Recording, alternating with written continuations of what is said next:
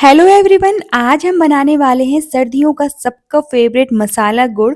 इसको बनाना बहुत आसान है, तो चलिए बनाते हैं। सबसे पहले एक पैन लेंगे जिसमें डालेंगे हम 1 चम्मच सौंफ। साथ ही मैंने यहाँ पर 2 चम्मच जो है तिल डाली है।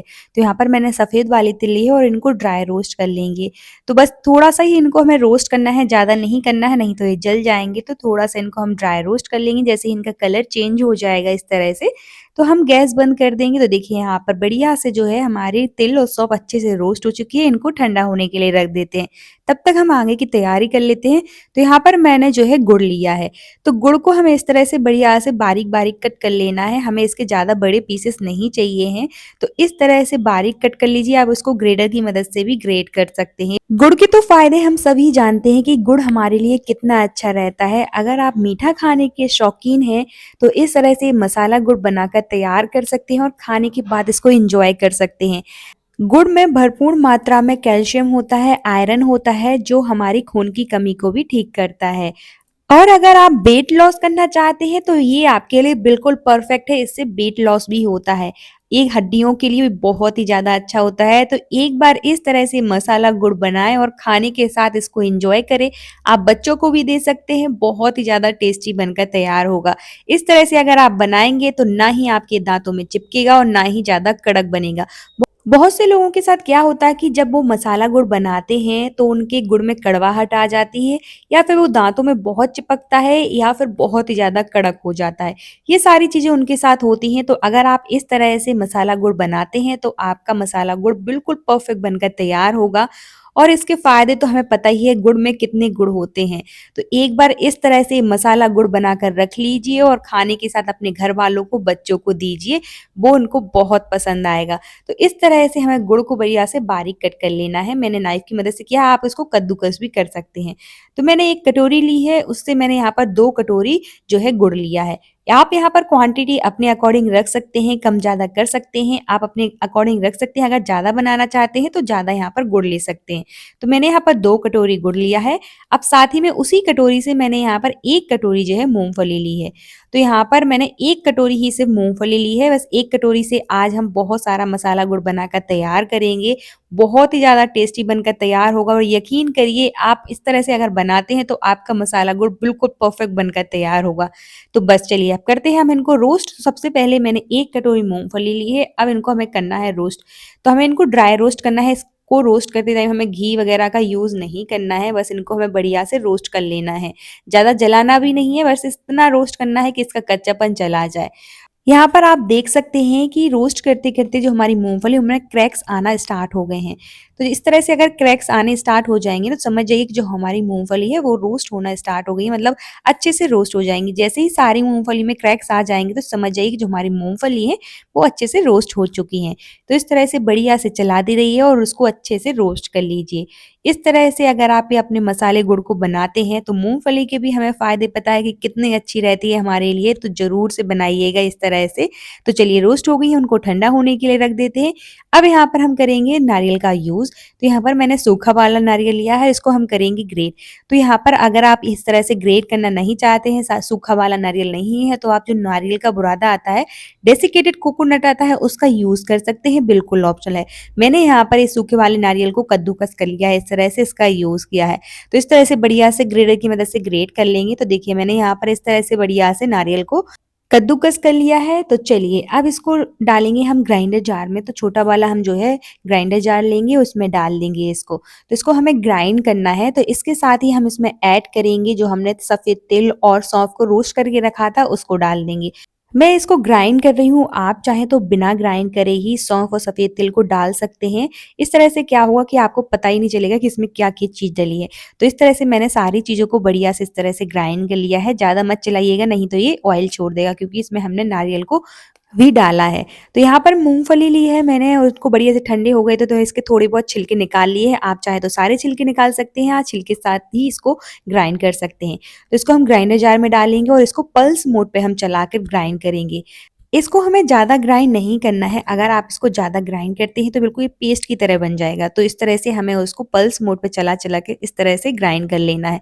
पाउडर फॉर्म में चाहिए तो इसी तरह से हम ग्राइंड कर लेंगे। अब इसको हम साइड में रखेंगे। अब लेंगे हम थाली, कोई भी ट्रे, आप कुछ भी ले सकते हैं, थाली ले सकते हैं, ट्रे ले सकते हैं। उसको बढ़िया से सबसे पहले तो घी से हम इस तरह से ग्रीस करेंगे। आप चाहें तो रिफाइंड ऑयल से भी इसको ग्रीस कर सकते हैं।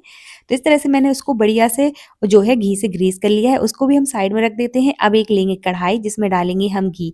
तो यहाँ पर मैंने ज़्यादा घी नहीं डाला है, सिर्फ 1 टेबल स्पून जो है घी डाला है। अच्छे से घी को पिघला लेंगे। तो इस तरह से हमें बढ़िया से घी को पिघला लेना है।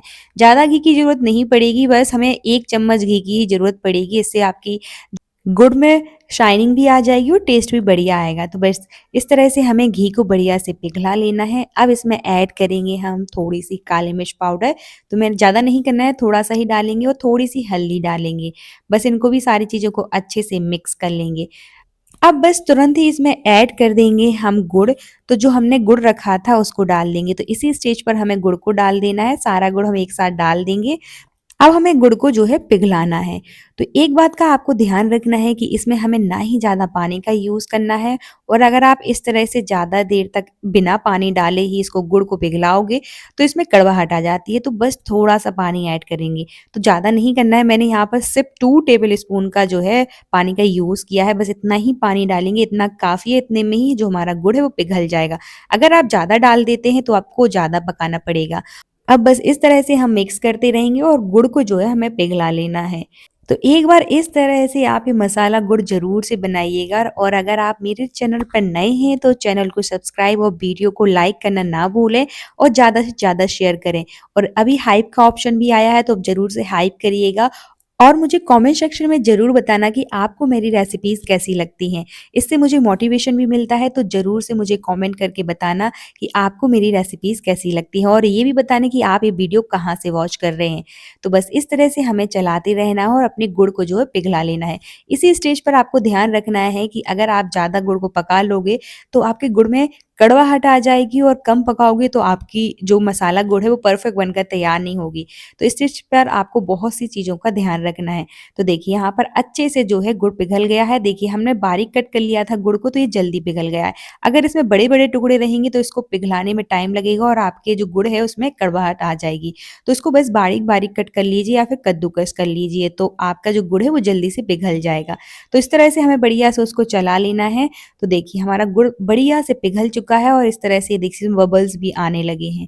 अब इसी स्टेज पर हम क्या करेंगे, इसमें ऐड करेंगे हम मिक्सचर जिसको हमने बना कर रखा था। तो यहाँ पर मैंने जो सौंफ और सफ़ेद तिल वाला मिक्सचर रखा था उसको डाल लिया है। तो सौंफ, सफ़ेद तिल और जो हमने नारियल को ग्राइंड करके रखा था उसको डाल देंगे। तो इसको बढ़िया से डालकर अच्छे से मिक्स करते रहेंगे। अच्छे से हमें इस मिक्सचर को मिक्स कर लेना है गुड़ में और चलाते रहना है इस तरह से। तो बढ़िया से हम इसको चलाते रहेंगे। अब इसको हम चलाने के बाद 1 से 2 मिनट बाद ही हम इसमें ऐड करेंगे मूँगफली वाला पाउडर।